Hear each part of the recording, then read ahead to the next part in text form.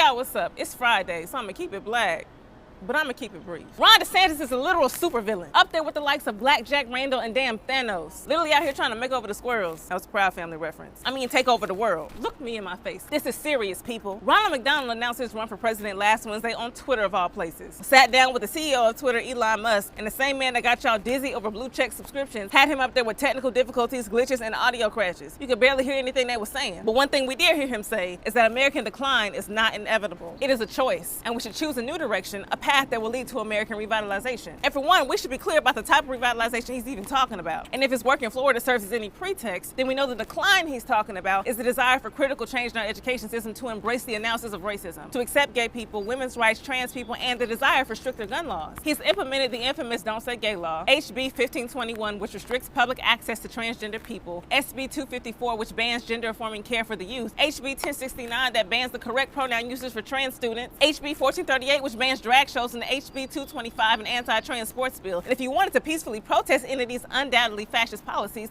well, he's banned that too. And before long, they're gonna be trying to arrest people like me for sedition. So I'm not kidding when I say this. It's giving Hitler. Revitalization is exactly the same language he was giving at the top of his career as this messianic leader before the nationalism, elitism, and fascism that somehow led to Jewish people being murdered in internment camps right before our eyes. And if we want to take that full circle, Hitler's Aryan race philosophy was informed by the codified racism of early Jim Crow. And Jim Crow is also the system that informs the grand design that DeSantis has been employing all along, the Southern strategy. A throwback, if you will. Nixon did it, Reagan did it, Trump did it, and now we're sitting here horrified looking at the prospect of DeSatan making it into office. The Southern strategy was first employed by Kevin Phillips, Richard Nixon's political strategist. The goal of the Southern strategy was essentially to lean into the racism that already existed in the South, to lure white racist Democrats out of the Democratic Party and over on down to the GOP. They did not coin this term, but they certainly took it and ran with it. When discussing the outcome of the Voting Rights Act of 1964, the one that allowed black people to register to vote unencumbered, Kevin said, the more Negroes that register as Democrats in the South, the sooner the Negrophobe whites will quit the Democrats and become Republicans. They have no shame. And while Nixon's strategy may have resulted in an over-obsession with communism, Reagan's may have resulted in the end of free college, a trampled economy, and negotiation with terrorists, Trump's may have resulted in a proliferation of the Proud Boys, but DeSantis poses danger to the lives of Americans even more so because he's threatening our very being. And here's the thing, Ron DeSantis done upped the ante, elevated the Southern strategy, and got y'all so hyped up on his anti-black, anti-woman, anti-queer, pro-gun platform, and guess what?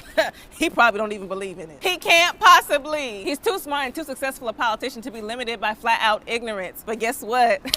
Y'all not. And there it is. We saw it with Tucker Carlson. These people only believe in this shit to the extent that they know that you believe in it and are so impressed by it that you'll carry y'all dumbasses down to the courthouses and use it as the only information you use to vote with. And as DeSantis puts it, Florida is where woke goes to die. And unfortunately, he has now tried to rope Asians in on his anti-woke narrative. While literally banning critical race theory and books about black people left and right like it's Fahrenheit 451, the man is mandating that AAPI history be taught in Florida schools. And I'm not saying that it shouldn't be. I'm just saying he don't like y'all neither. He using y'all just like the white racists in an attempt to garner Asian support against the interests of black people. Beyond that, this move also serves as a message to the rest of the Americans that might vote for him that doubles down on the mono-minority myth, which is another conversation altogether. It's crazy how many of y'all don't like us just because white people set you up to hate us, no matter how down for y'all we've been historically. And listen, I know Joe just took a tumble, and I really am not interested in getting up here to beg y'all to vote again. And I know it seems like this show is about politics, and you're not wrong, but you are mistaken. This show was developed to engage the public in critical conversation about identity politics. That means you, all the pieces that make up your identity and who you are. And unfortunately, policy that should be focused on the economy, actual criminality, and how this country actually runs itself is actually hinged on you. The government of a country that had to codify slavery and misogyny into law to justify it will always have its priorities conflated with human rights. And if we don't do something and show up, they will do their best to kill us and call it legal. So Ron DeSanctimonious is right. And we can try to laugh to keep from crying, but it's literally scary out here.